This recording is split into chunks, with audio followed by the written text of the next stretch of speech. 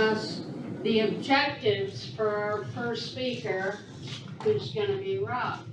Mondar, you want to give us the objectives? Good evening, everyone. Tonight, Rob is working on Project 8 from Competent Communicator Manual, Getting Comfortable with Visual Aids. This is an effort in which he will be recording his speech tonight and uploading on a YouTube channel so that the new members can get help when they are working on their speeches in future. The objectives of this speech is to work on any topic with the help of props, presentation, or any visual aid that can help the purpose of the speech. The speech is timed for 5 to 7 minutes, and please help me welcome Rob.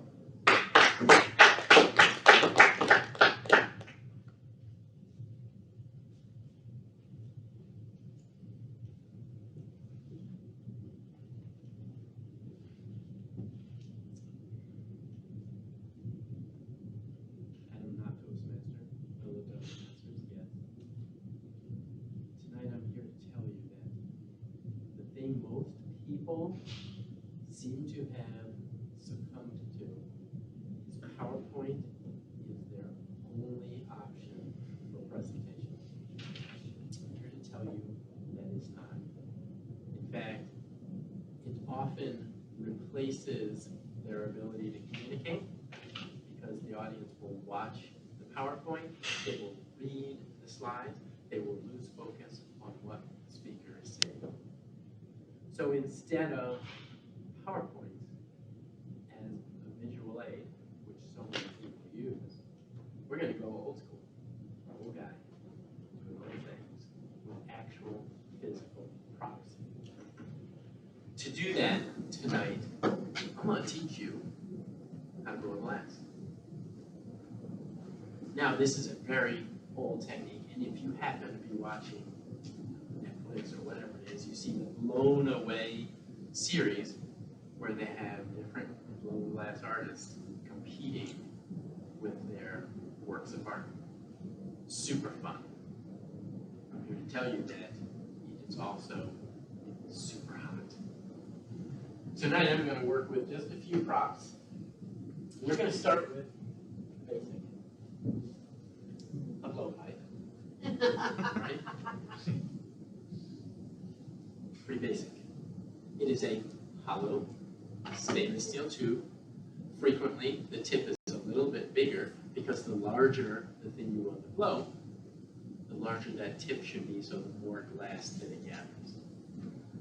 This is how you get into hot glass. Frequently, you have an assistant, and that assistant will open the furnace door, and you can walk in, dip it so that you just barely see the reflection of the glass, and your pipe, swirl it in there just a little bit. Lift it up so any extra drips off and come out of there. So if you're lucky, you have somebody opening it, because I can tell you that tip, 2100 degrees where it's touching.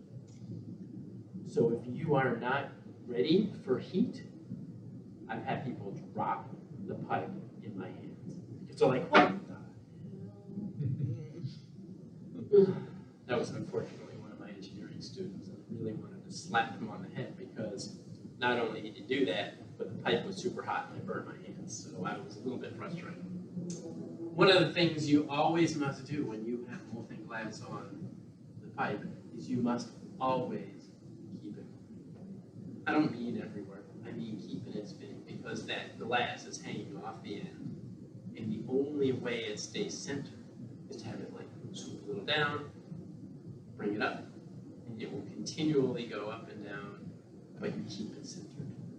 It's important to you to keep it centered because if you would like a blown glass vessel that's relatively uniform thickness, you don't want it to be thicker over here than here. But it doesn't start out with air in the pipe. So you will watch as they come out, pull a little air in, cap it. Because the air that's coming out, it's expanding for you. So you don't have to blow it hard. It will start to grow that bubble just because the gas expands. For those of you who remember chemistry, PV equals nRT. As the temperature goes up, the pressure goes up. So let's assume right now that there's a bubble. I can see the bubble in my glass. Usually I've got just clear glass on, but maybe I want some color. So I have to throw down some colored glass brick, and while it's still molten, I'll roll it in and get it on the tip. In comes the glory hole.